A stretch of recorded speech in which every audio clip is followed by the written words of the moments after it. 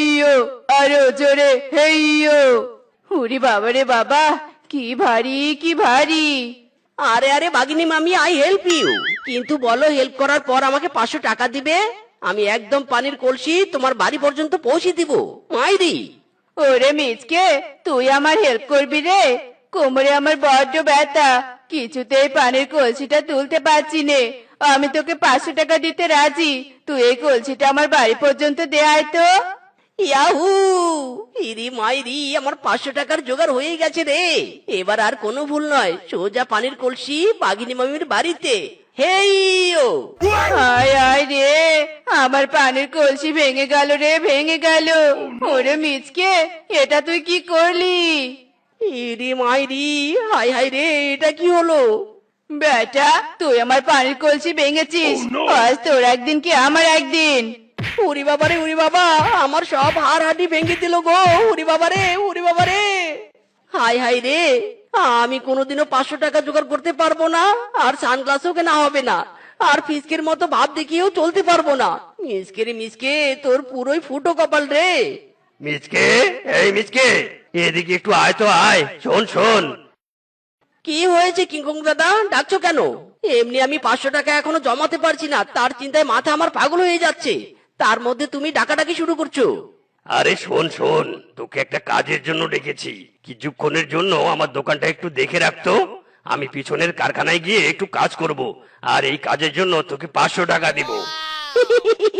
500 টাকা? ইরি মাইরি, আর কি চাই আমার? যাও যাও, তুমি কি কাজে যাবে যাও, তোমার দোকান আমি ফুল এন্ড ফাইনাল দেখে রাখবো।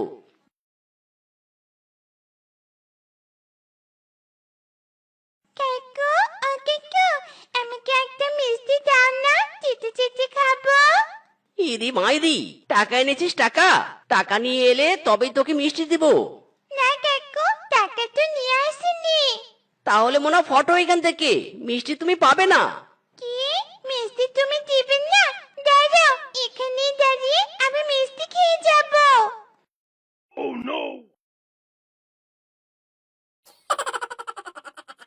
ইরি মাইরি, এই এই তুই কি করছিস, কি করছিস? কিংকং দাদা, এই কিংকং দাদা, তোমার দোকানের সব মিষ্টি খেয়ে নিল রে, খেয়ে নিল। মিচকে, কে রে মিষ্টি খাচ্ছে? কার এত বড় সাহস? ইরি মাইরি, এই পিচি, এই বল বল, তোর নাম কি? বলো বলো, মাছি এসে সব মিষ্টি খেয়ে নিচ্ছে। ওরে কিংকং দাদা, মাসি মিষ্টি খাচ্ছে, মাসি। বোকা নাকি? মাসি আর কত মিষ্টি খাবে, খেতে দে, চিৎকার চেঁচামেচি করিস না। আরে আরে, সব খেয়ে চলে যাচ্ছে তো।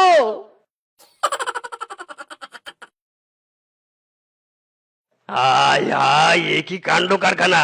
কি রে মিসকে, আমার দোকানে সব মিষ্টি গেল কোথায়? ইরি মাইরি, তোমাকে তো বললাম মাসি এসে মিষ্টি খেয়ে যাচ্ছে।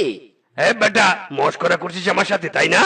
নিশ্চয় তোকে বোকা বানিয়ে ধোকা দিয়ে গেছে, আর তোর বোকামোর জন্য আমার দোকানের মিষ্টিগুলো চলে গেল রে। বেটা, আজ তোর একদিন কি আমার একদিন। ওরে বাবা রে বাবা, মিসকে, পরিস্থিতি বহুত খারাপ রে, খারাপ, পালা পালা। দাঁড়া বেটা দাঁড়া, কোথায় পালাচ্ছিস? দাঁড়া বেটা।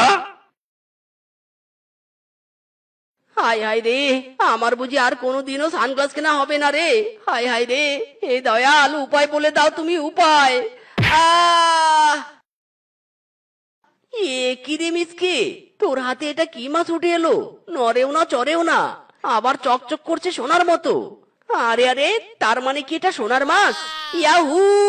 ওরে মিসকে, তাড়াতাড়ি এখনই এটা স্বর্ণকারের দোকানে নিয়ে চল, তোর তো এবার কপাল খুলে যাবে রে।